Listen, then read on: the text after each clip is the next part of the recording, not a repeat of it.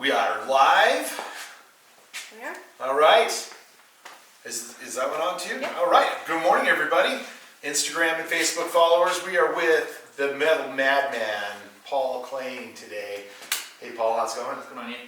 So we've got a kind of long relationship going on right now. About 4 years of wedded bliss. Yeah. And met around spring of 2015, we think. Or early 16, something like that. Yeah. And give us a little background. How did you come to Prescott and all that good jazz?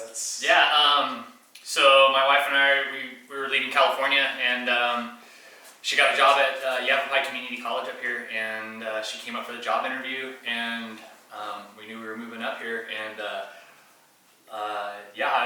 me and her had talked, and I was like, man, I want to try to give this art thing a full-time go, and I was like, yeah, let's do it. So we were downtown, had some celebratory drinks, and came in your gallery and like just loved it, man. Loza had just gotten in there, and I loved the skull art and stuff, and I was like, dude, this is a place I'd love to be in, is your gallery if we got up here. So talked to you, and we set up a little deal, and you were nice enough to come on, you came over and checked some work out that I had done, and then we went from there. Yeah, well, even the photos you showed me from just things you've done, I think, for friends out in California were mind-blowing. Yeah.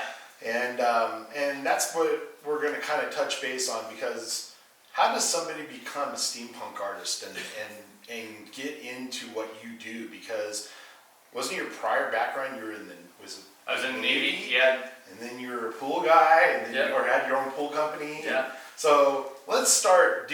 As a kid, did you have artistic stuff going on? I'd say I always, it's funny, I think I was good at dioramas and or those other shadow boxes. I always liked messing with art. I always liked, had a touch of OCD. Loved having things organized, knowing where stuff was. You never know by the cleanliness of the studio. Good God, if any of you ever get a chance to come over here and see his studio, it's like a surgical room for a metal artist. It's incredible. But go ahead, I'm sorry. No, that's all right. And then I'd say what really sparked it off was we bought our first house in California and didn't have much money. Like literally had sheets hanging in the windows and didn't have a lot of money for like decorations and stuff. And me and my wife are big into mountain bike riding and motorsport stuff, and so I always had junk laying around, and so I started doing some pieces for the walls, home decor stuff. And did you have a welder at that point, or was it Yeah, I had an older one. So how did you get into the welding aspect? I got into the welding when I was in the Navy. My parents bought me a cheap Harbor Freight welder for like my 20th birthday, I think. Huh. And what were you welding up with that? Anything I could find. Junk on the side of the road. I was living in San Diego. That's cool. Yeah, and anything we find that was steel, we'd pull over and grab it and throw it in their trucks, and and just started throwing stuff together. I still have pieces that my very first stuff that I was messing with from back in the day. That's cool. Yeah, and one of these days we'll do a little tour. I got some stuff. Paul Klaine history. But so just started doing stuff, and people were liking it. Friends were digging on it, and we were doing some mountain bike racing, and we went to some races, and the promoters that were putting the races on, I asked a couple of guys, I was like, would you mind if I set up a booth and like sell some bicycle, like themed art, like all stuff with bicycle pieces? And Jason Ronan at SoCal Endurance was like the first guy to set me up. So did a couple art shows, or did a couple shows at bike races, and got a good vibe going with it, and then it just kind of snowballed from there. Just kept working at it, kept going to shows. Did the big Sea Otter show, which is a huge bicycle event in Monterey, California. Wow. And drug a ton of art up there, and did really good. And then and then got up here and just went full bore from there. So at the same time, did you have your pool company doing all that kind of stuff? Yeah. So the art thing was like hobby evenings. Right. Like when I was building for those shows, like I'd work all day and then come home and get in the shop and go crazy until like midnight, wrenching on stuff and getting things turned out for those shows. So yeah. So were there any early influences? Did you see anything like when you were in the Navy, or any cool art out there that you were like, wow, I could pull that off? You do a whole nother level of steampunk that nobody's ever seen? No, I wouldn't say, and like I know myself's classified as steampunk, but I think it's steampunk. Industrial. I like car culture. You know, lowbrow art. Lowbrow art, kind of like where David Lozo's stuff kind of runs. Sure. Like, I love off-road racing, desert stuff, river stuff, boat stuff, all that stuff, and it's all kind of like an accumulation of all that stuff wrapped up in it. Yeah.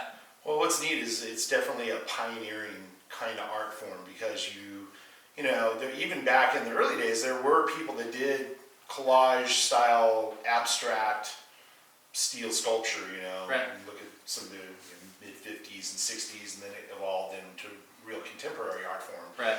So it's very interesting as an artist myself to see the evolution that your art has gone through because even the very first pieces, they were a lot more simplified. You're getting so deep into your art now that it's taking hours. I mean, I can attest to some of your works that have taken 5-6 months to complete. Yeah. Some of the big ones I did were definitely some big pieces. Yeah, it's been rad. Like I appreciate what you've done for me, like bringing me on, and trying like making a full run at doing this art full time has opened my eyes and opened my doors to like it was just wall hanging stuff pretty much before, and now I'm doing big sculptures and stuff like that. So which I wasn't messing with it at all before. Speaking of big sculptures, Tuesday I had to go pick up art down in the valley, and I was eating some sushi over at Raw Scottsdale, and boom, a friend of mine texts me and says, "Hey, I'm over in the Rooster. You gotta come over." So I go over to the Rooster. If anybody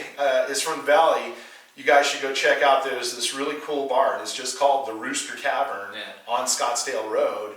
And Paul has literally a 4-foot rooster that he made in there that is still so badass. I looked at it and I was like, man, that guy got the deal of the century. This is when he was starting out. We kind of wheeled and dealed and got this guy a really... No, I made a small one. You're like, no, we need to go bigger. I was like, it was this big, We're looking at maybe about a 1.5, 2-foot chicken.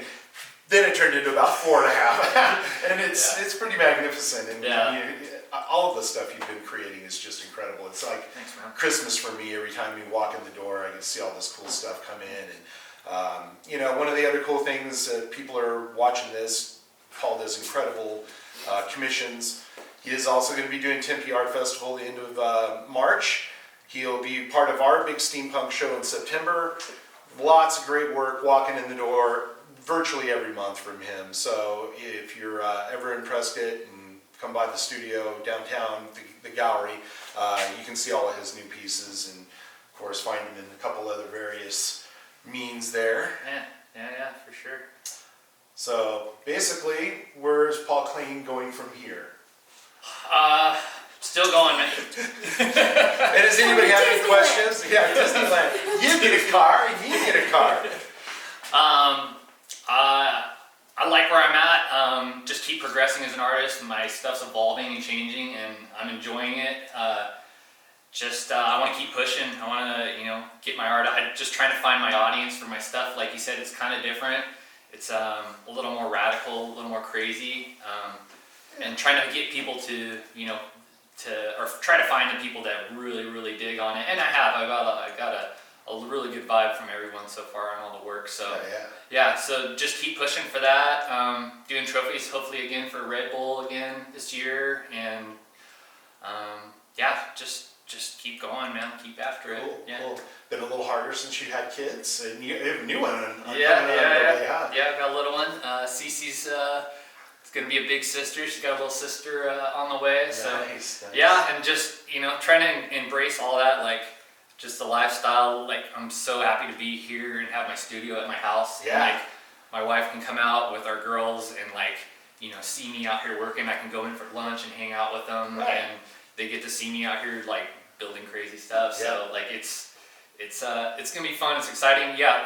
This next couple of years with 202 is gonna be challenging, but we're up for it. Yeah, you're great, and I know you're a great dad too. So thanks everybody for tuning in, and come on into the gallery. We'd love to show you some of his work, and have a rockin' Thursday.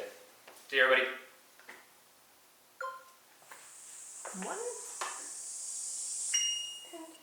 Cool.